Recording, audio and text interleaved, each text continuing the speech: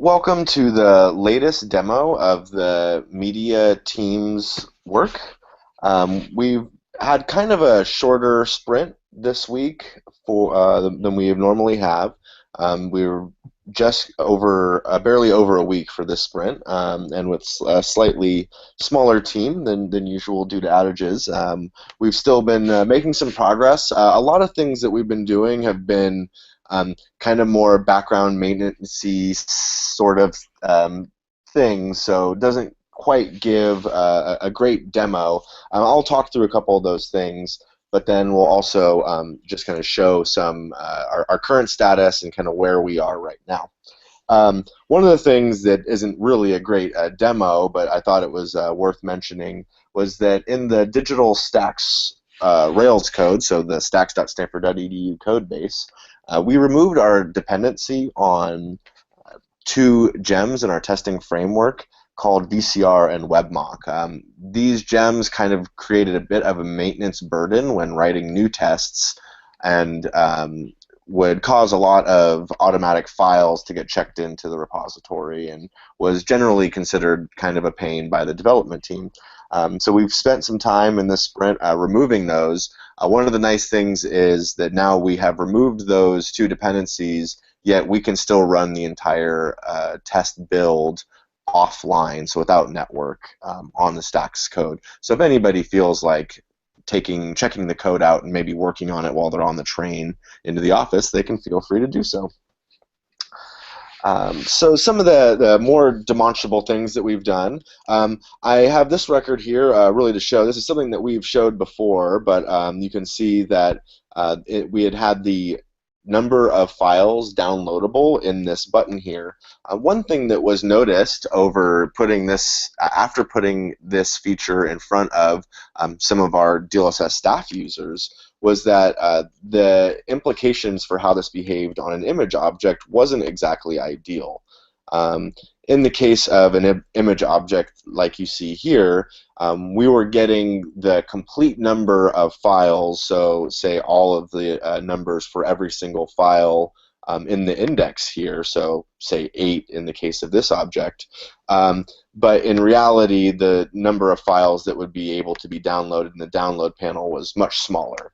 So you're only getting the derivatives, so at different size levels in this particular instance. So the number of links that you would have to download didn't necessarily match the number. Given that, we had decided that we should remove that number from the image viewer. So now we have the ability to very easily express in the code for each viewer whether this particular viewer should display that number to the user or not. We can look into making that as a more accurate number in the future if we'd like. Another thing that happened this week that is can be demonstrated is, as you can see here, this is a current production embed that has a object with 0 items, as you can see. So this is trying to display the file viewer, and it's showing that there are 0 items. What is happening with this record is it has a content metadata XML entity in the Perl XML, but it is empty.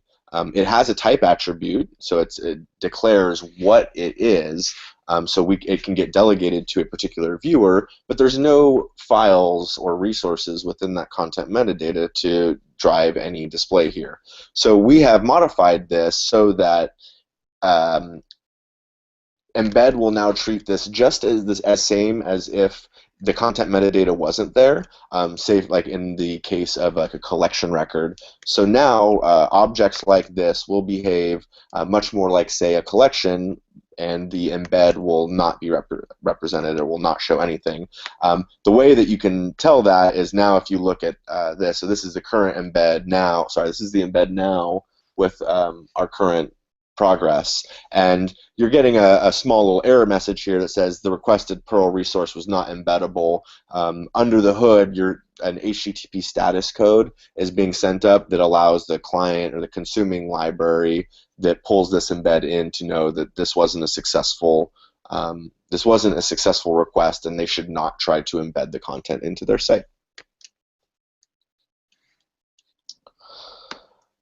So now I'd like to just talk about kind of the progress of where we are and some of the things that we've been working on moving forward towards getting the minimum viable product completed. Um, we've been working pretty heavily on trying to implement a JavaScript client library that will allow us to view audio and video in non-Safari browsers. We've been demoing pretty frequently content in Safari, audio and video working in Safari. Doesn't work natively in non-Safari. So we've been working on implementing a JavaScript library, as I mentioned. It's called Video.js. And what you can see here is deployed out to on Perl test and through deployed embed service, the Video.js client.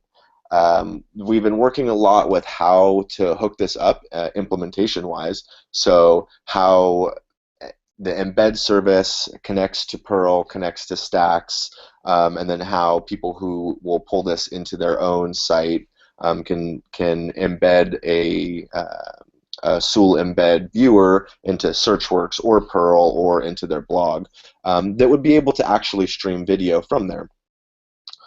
So as you can see here, we now are able to play, and this is a Chrome browser, by the way. We are able to play video here. We can also, you can see, so we have the Stanford restricted content, and we are able to. I'm going to log in, which is always fun during our demos.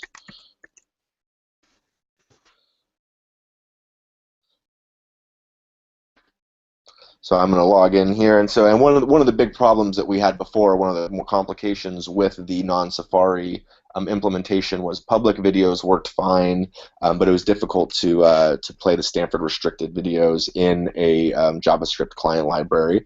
But as you can see here, we are able to do that just fine now, and we are able to play Stanford restricted content after being authenticated in a non-Safari browser. So one of the things that is still outstanding or still needs to be done is audio support in a non-Safari browser. Our hope with implementing this particular library was that we would be able to stream MP3s using the same technology that's being used to stream this video here, but unfortunately there was a, uh, a complication there that the JavaScript library that we're using was handling AAC encoded files and not necessarily MP3s. So we're moving forward on ways that we can still, within this JavaScript client library, fall back to another technology such as Flash to be able to display this content in non-Safari browsers. But as you can see, we are very close to being able to do that. So as soon as we can get Flash working in our streaming server, and then hook up Flash into this client, we should be able to support audio in non-Safari browsers and hopefully be able to get this shipped out. That's all that we have so far for this sprint.